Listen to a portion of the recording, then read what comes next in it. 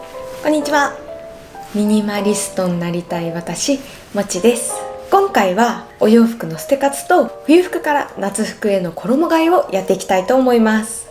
何年も捨て活を続けてきた私ですが、それでもまだまだ手放すものが出てきて、今回またさらにスッキリとしたクローゼットにすることができました。これまでに大量の服を減らすことができた私流の超効果的な捨て活ルールもご紹介しますので、ぜひ衣替えの参考にしていただけたら嬉しいです。それではスタートです。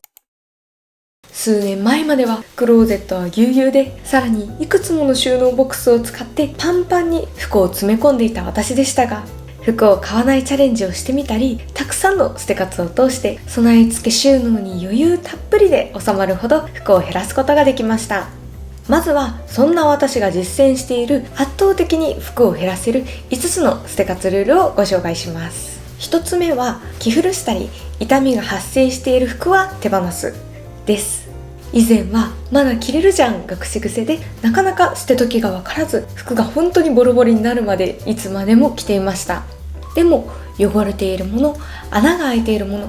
くたびれている服を手放してみたら、服の数をぐんと減らすことができましたし、どの服を着ても清潔感ときちんと感ができて、見た目にも大きな変化があったなと感じています。そして1年間着ていない服も手放します。1年間着ていないということは、その服はなくても大丈夫という証拠です。手放すのは心苦しかったけれど、いざ手放したら、あれ、なくても平気だったなと思えることばかりで、後悔したことは一度もありませんでした。また、着心地や使い勝手の悪い服も手放します。いざ着てみたら、サイズが微妙、シルエットが変、着ていてなんとなく不安という、着てみるとなんか違う、そんな服結構ありますよね。誰でも気になる部分はあるし、体型の変化はあるし、似合う服も人それぞれ異なりますから、合わない服があって当然です。今の私に合わない服を取り除いたら、毎日どれを着ても快適で、コーディネートに悩むことも減りました。そして着ていて気分が上がらない服も手放します。なんだかんだやっぱり好きの気持ちが一番大切だなと思います。お気に入りの服を着るだけで気分よく一日を過ごせたりしますよね。あんまり好きになれない、まあ別に可もなく不可もない、そんな関係性が微妙なお洋服とはわざわざお付き合いする必要はありません。なくてもなんだかんだなんとかなるし、もっと好きな服に出会えるチャンスと思って手放しています。そして新しい服を買うときはワンインワンアウトで手放します。以前の私は欲しいから安いからと気軽に服を増やしていました。ですが手放す大変さを知った今は、物を増やすことへの責任を感じるようになりました。手持ちのお気に入りを手放してまで欲しい服かと考えることで、買い物のハードルは自然と上がりました。しかも服が減るほどにこの効果って大きくなるんですよね。実際私がこの秋から春までに買ったお洋服はジャケット1着だけ。でも手放している服の方が多いので、買うハードルはさらに高くなり、自然とお気に入りだけが残る好循環ができているなと感じています。ということで、この5つのルールをもとに今回も捨て活をやっていきたいと思います。で、実は最近捨て活を通して実感した学びがあって、それは今あるものに満足する暮らしって幸せだなということです。ついこの間まではもっと満足できる服やコスメを探し求めて日常的にネットでリサーチしていました。でもより良いものを追い求めたらキリがありませんでしたし、持っていないものばかりに目を向けていると、なぜか満たされなくなって、今あるものに満足できなくなってしまっていた気がします。ある程度服をお気に入りまで厳選した今は、もっといいものをと探すのはやめて、今あるお洋服を愛着を持ってたくさん着る、そして着倒したら新たなお気に入りへ買い替える、そんなミニマルな循環が今の私の理想です。そんなミニマルなクローゼットを目指して、今ある服を大切にしながら捨て活を頑張っていきたいと思います。それではお洋服の捨て活やっていきたいと思います。こちらにはインナーと部屋着が入っていて、こちらには外に着ていくお洋服が入っています。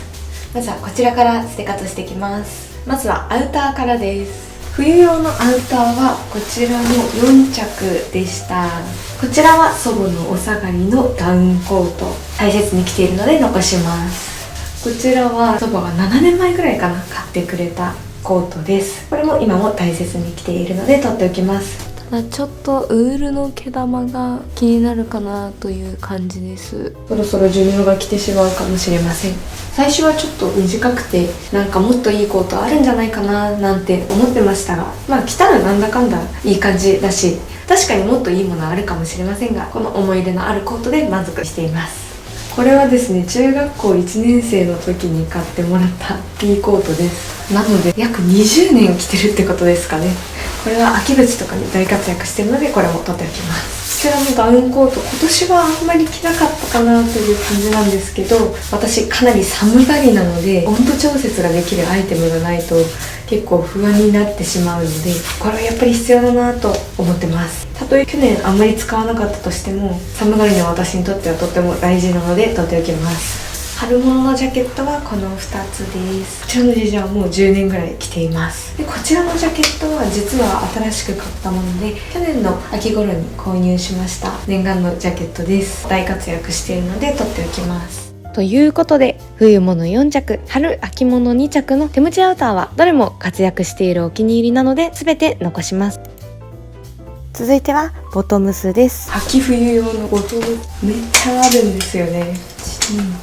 秋冬用のボトムスは9枚ありました。9枚中8枚が全部祖母と母のお下がりなんですよね。どれも大切に着てるので無に捨てようとはせず、ダメージのついているもの、あとは本当に気に入らないものがあれば手放していこうと思います。まずこの6着のお下がりのスカートはどれも全部お気に入りなので、これは取っておこうと思います。ちなみに前回の秋冬服への衣替えの時に手放すか迷っていて保留にしておいたこちらのスカートは一軍に戻ってまいりました。やっぱり寝かせて考えてみたらすごく着たくなったので、じっくり考える時間を設けてよかったなと思ってます。で唯一自分で買った秋冬物の GU のスカートなんですが、なくても大丈夫な気がして、この冬はずっとクローゼットの端に置いといて着ないようにしてました。そしたらやっぱりなくても全然大丈夫でした。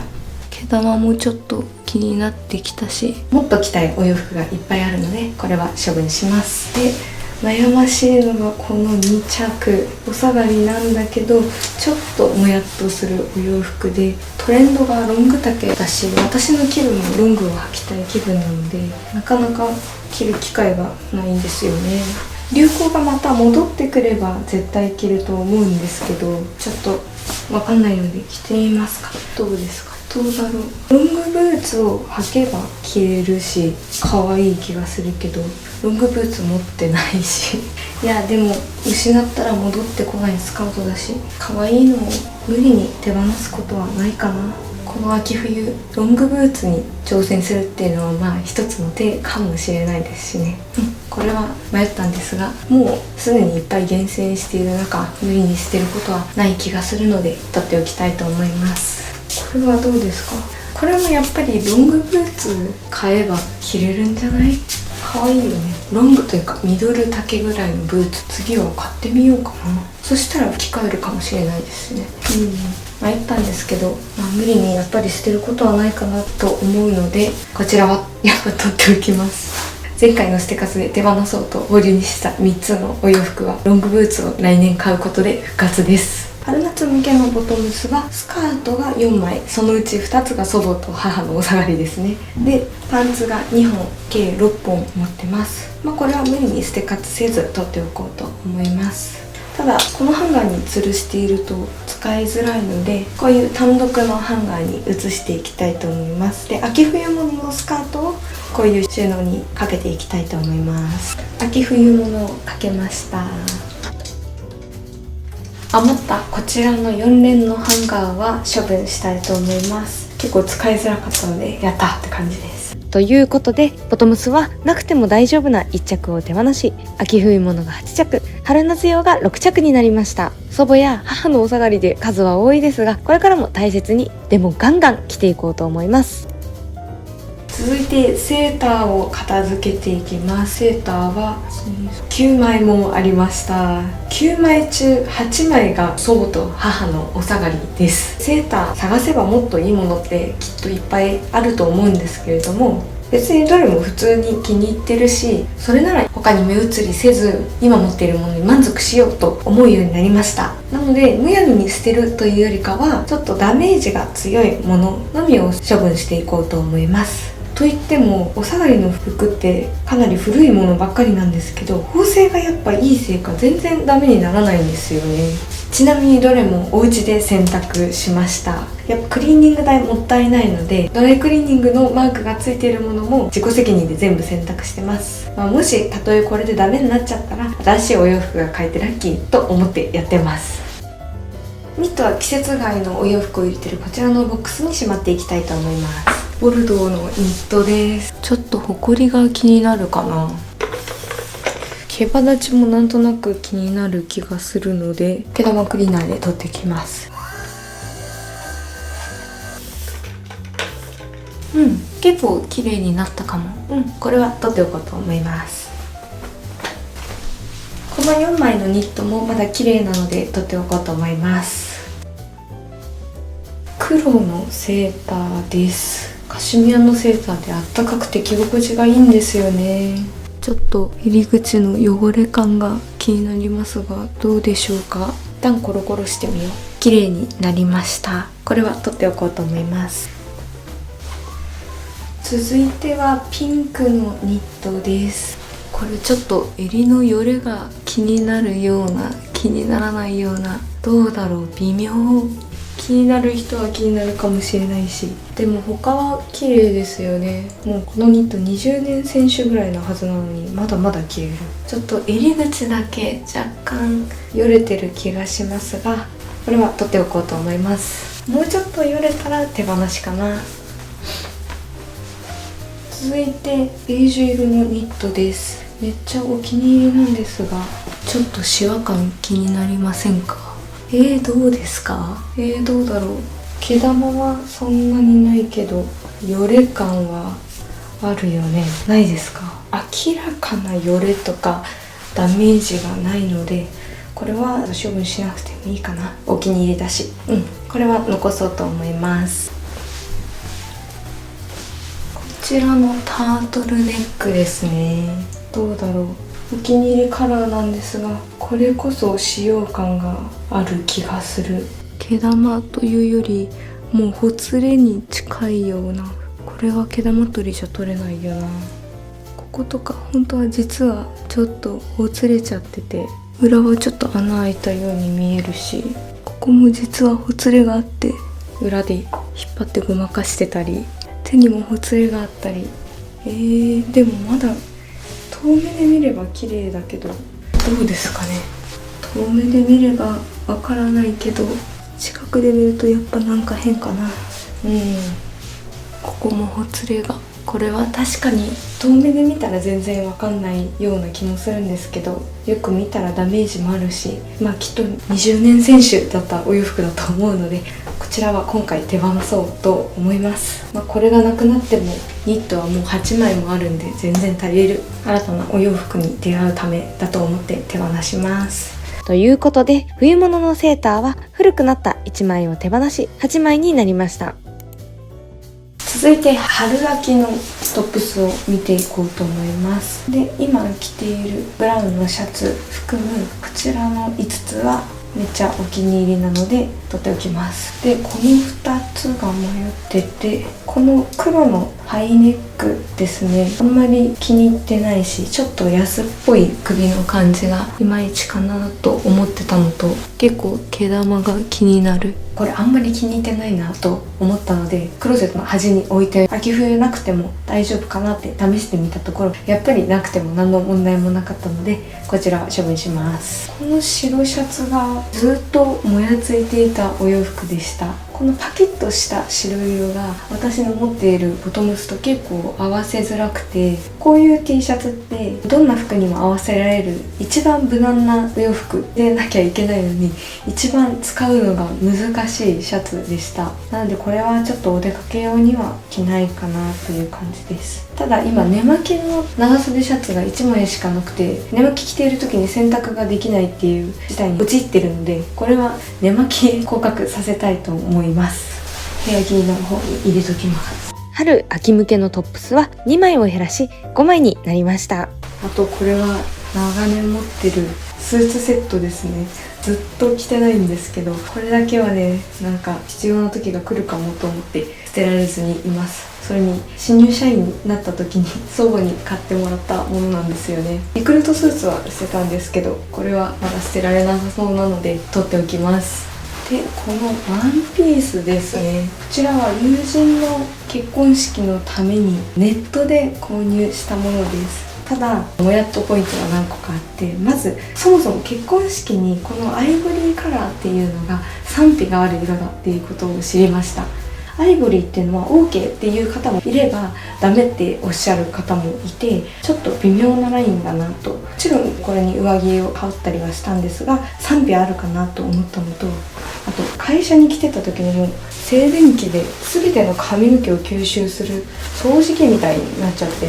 本当にね、ずっとこの服を着てお掃除していたのもね、すごくもやっとポイントでした。あとそもそもとってもですね、似合わないあまりにも似合わないんですよね。ちょっと着てみましょうか。ちょっとお洋服の上から着たからね、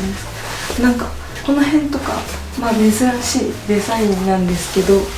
着られてる感半端なくないですか？モデルさんとか着るとすごいおしゃれに着こなしてたんで、私も抜け感のあるおしゃれな感じになるかと思ったら、合わせるには工夫が必要で、腰にベルトをしたりだとか、こうすればまだマシなんですけど、そしたらここがちょっとピョって出るみたいな、着こなすのが難しいお洋服だったので、こちらは処分してまた新しいオケージョン服を買おうと思います。そんなこんな言ってるうちにもうすぐ髪の毛がへばりついてくる。いやもうなのでこちらは処分して新しいオケージョン服を探そうと思います。で、私もともとオケージョン服レンタルすればいいかなと思ってたんですけど、レンタルって意外と1万円ぐらいかかるし、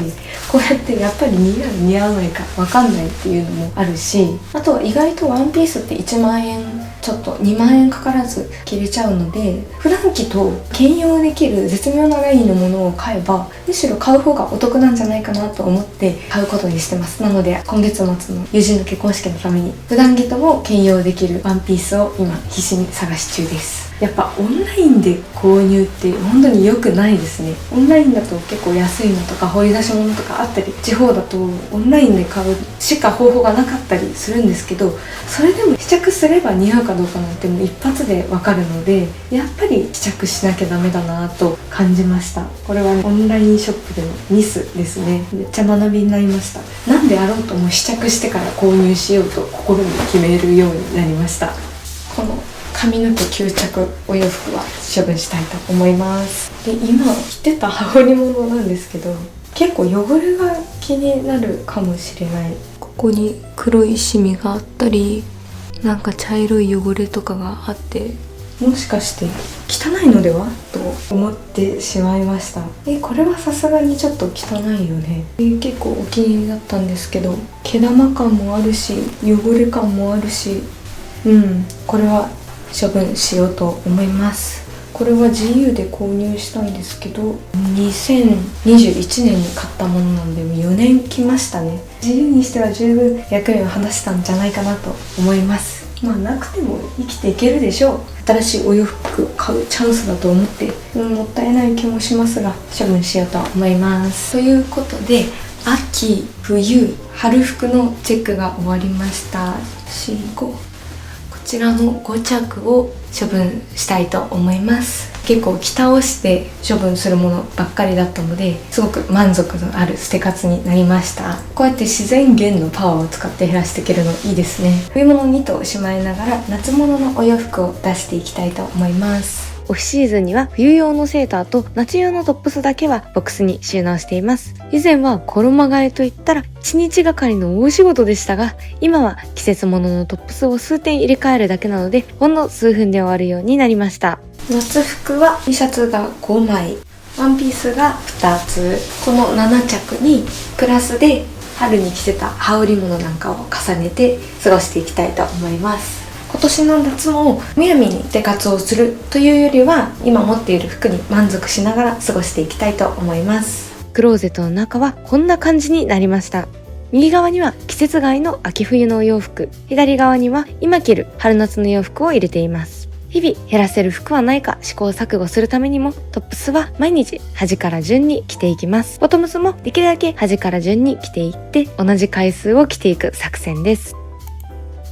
続いてインナールームウェア類を見ていきたいと思います。一番下がルームウェアですね。これは冬用の寝巻きのボアパンツですね。正直ちょっとボロボロ感が否めないな。この色あせとかズボンの毛玉とか、部屋着だからいいじゃんとも思えるけど、部屋着ももうこれだけ履いたら入れ替えていいんじゃないかなと思うので、これは処分したいと思います。調べたら購入したのが2018年なので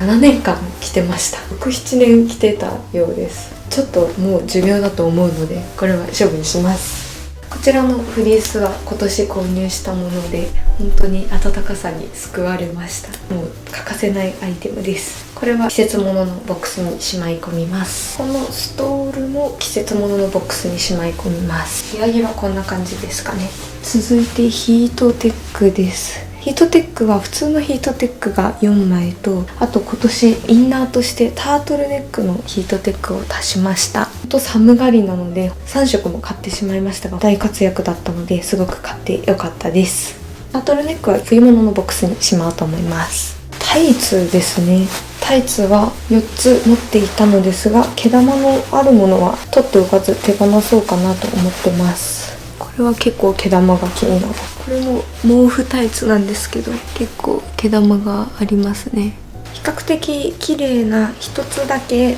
残して、あと3つは綺麗な状態じゃないので処分しようと思います。秋冬には新しいものを買おうと思います。今までの私だったらボロボロなタイツをもう10個も持ってて、多分そのまま来年も同じように履いていたんですが、枚数が今4着と少なくなっていて、別に買い直すのもそんなに欲しくないぐらいの量なので、綺麗な状態のものを着れるようになって、本当インナー減らしてよかったなって思います。靴下も見ていきます。まずは冬用の靴下です。同じものを3セット持ってるんですが、ダメージあるものは処分していこうかなと思います。かかとが薄くなっているものがあったので1足だけ手放して、この2足はまだ来年使えると思うので取っておきます。春用のグレー色の靴下を3足持っています。このちょっと明るい色は結構毛玉があるので処分。このダークグレーのも結構毛玉になっちゃってますね。これも処分。もう1足もなかなか毛羽立ちが気になるので処分っていうことで、3足とも全部処分したいと思います。ちょっと1年ぐらいしか履けなかったけれども、1年間履き倒したのでしょうがないです。これチュチュアンナで買った靴下なんですが、また新しいものを買ってこようと思います。あとはスニーカーソックス2足とベリーショートソックス1足、ストッキング2つですね。できるだけ少なめにして綺麗なものに頻繁に入れ替えていくイメージで使っていこうと思います。あと手袋ですね。2年間ぐらい使ったんですが、もう毛玉もボロボロだし、指先も穴が開いちゃっているものなので、これは処分しようと思います。以上で見直しは終了なので、ボックスにお洋服をしまっていきたいと思います。